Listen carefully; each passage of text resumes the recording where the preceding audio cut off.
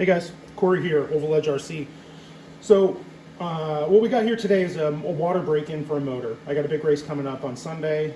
We're gonna need a fresh motor. And so I was gonna walk you through my process. I know a lot of this has been covered by a lot of other channels, but I figured I'd do it anyways. So typically you can either do it with a universal power supply, which I have here, or with this kind of new contraption that I have. So this is a watt meter. And so I have this watt meter wired up on the load side.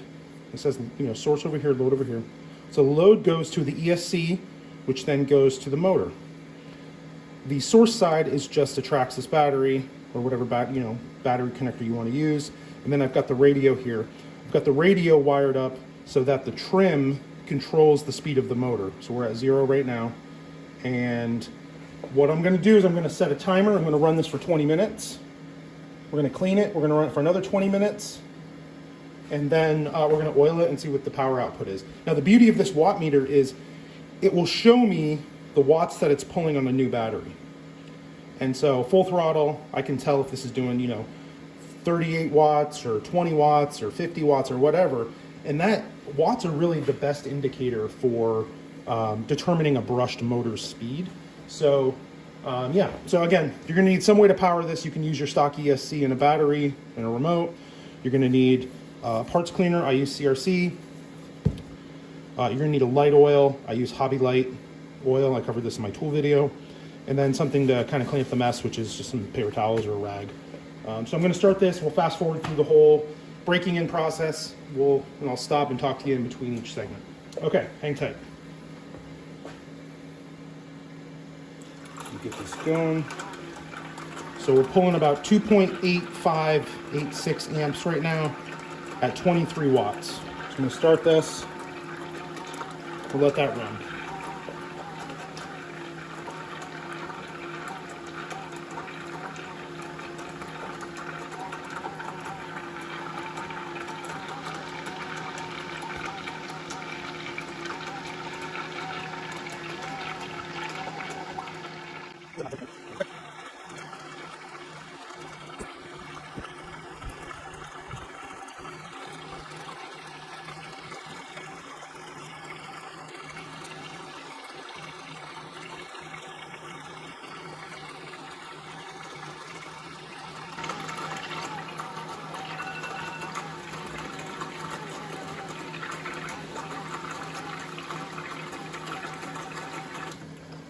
All right, so there's 20 minutes. So what we're gonna do is we're gonna take the motor out.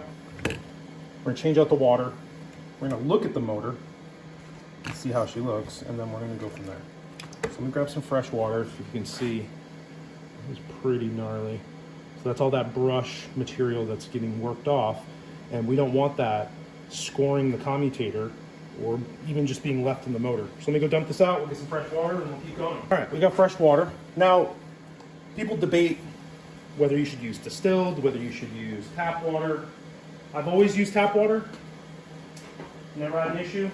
But I can't really speak to the distilled portion. I would think the distilled would be just as good, if not better. But all right, so I'm going to look at the motor. It's going to be impossible for me to get that on camera. But this is what I'm looking for. So can you see this? All right. So this is what a new brush basically looks like. This piece of the brush here gets pressed via a spring towards the commutator, which spins between these two brushes. So this is the inside where the commutator is. And what we're trying to do is we're trying to wear these, the protruded parts out that look like an E down to looking like half moons like this. And what that's going to do is it's going to reduce friction. You're going to have more contact with the commutator, which means better power. So this is new. This is broken in. So I'm going to take a peek and see where we're at. And the way to do that is I take a flashlight and then you put it on the top and then you can peer in through the sides and kind of see where the brushes are. So if you look, we've got one brush here, and then you can peer in and look at the brush either through the top or through the side. So this brush, that brush is close. I can still see, so let me draw what I'm seeing. So the first brush I looked at is we've removed roughly that much material. off each E, at least on that side. Let me check the other side. It should be the same. Yeah, it looks identical.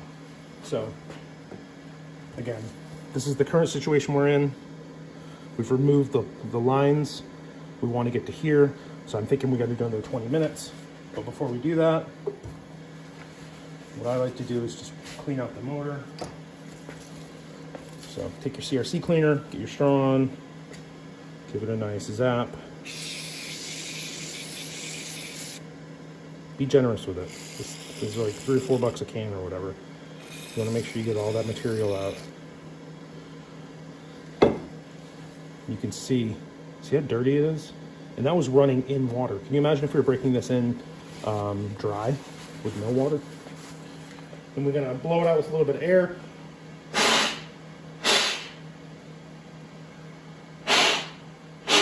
Again, it's going back in the water. Making sure all the CRC liquid is out is not that big of a deal. The stuff just evaporates too if you've never used it before. And then what we'll do is we're gonna put a couple drops here, a drop here. So these are bushings, not bearings, if you're not familiar with a brushed motor. Bushing is nothing more than a piece of brass with a hole through it. And then you want to just give it a few turns. You want to give it the turns towards the forward direction. You do not want to go backwards. So the way I always remember it, look at the red wire. You're going to turn towards the red wire, because we're seeding brushes. We do not want to go backwards. And that's going to give that oil a second to kind of work in. I like to just dab off the excess. Now we're ready for another break-in. We're going to go another 20 minutes, and I think we're going to be there. Get rid of some of these paper towels. We're going to swap our battery too. Just make sure that this is a good battery.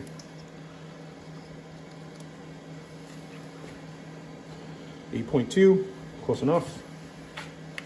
Now use the clamp, if you didn't notice.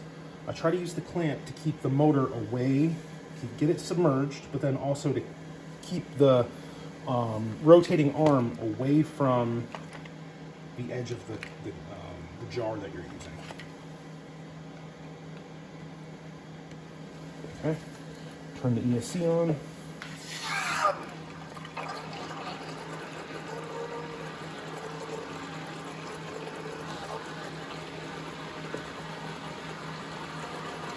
Okay. Okay, so let that keep going. Another 20 minutes on the clock. I'm gonna pause the video at this point and then I'll cut back in when we're ready.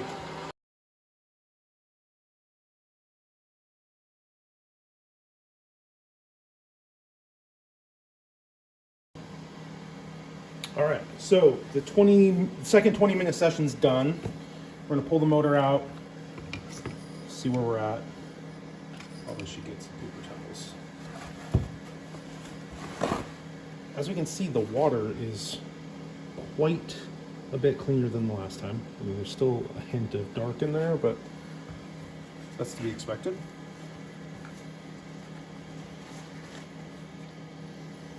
All right, so let's give it a little shot of the CRC again.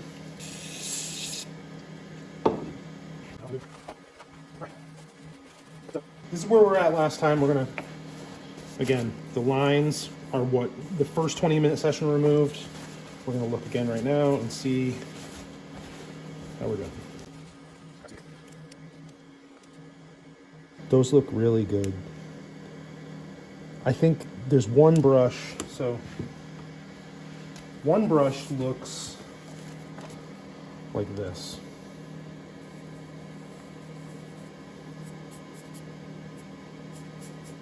Okay. The other brush looks, there's ever so, you can see almost a small raised portion. So I don't think I'm going to do another water bath for it. I think I'm going to run it like that. But let's get it dried off. Let's get it re-oiled, and then we're going to throw it on a fresh battery and see what the performance is. Air it out.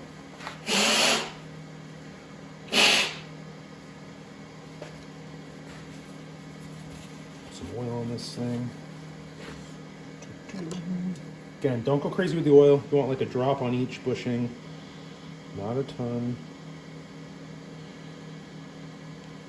Just enough to lube up that bushing. And you're gonna work that oil in, again, rotating towards the red wire, towards the red wire. So now the fun part, we're gonna hook it up to our motor dyno. All right, so let's see if I can position this in a way that you guys can see it. All right, so what we're looking at right now is we wanna be looking at this number down here. Again, watts is the best measurement of speed in a motor. So let's see where we're at. This is oiled, washed twice for 20 minutes, brand new motor.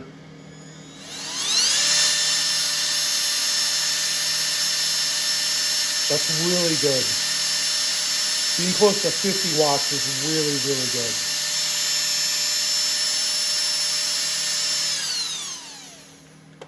So that is what I'm going to consider a race motor. And I will put that in a special container in my box. And what will happen is when I go to race on Sunday, you know, we do 3 qualifying heats. I'll run a different motor for my first 2 qualifiers, and then for my last qualifying heat and the feature, I'll probably run this motor.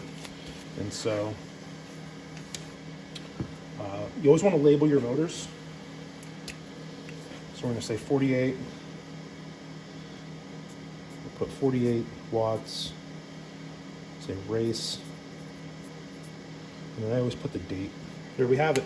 So that's how I do motor break-ins. I'll put some links in the description below if you want to get one of these load sensors or these watt meters. I got this off of Amazon. It was, I don't know, 13, 20 bucks, something like that.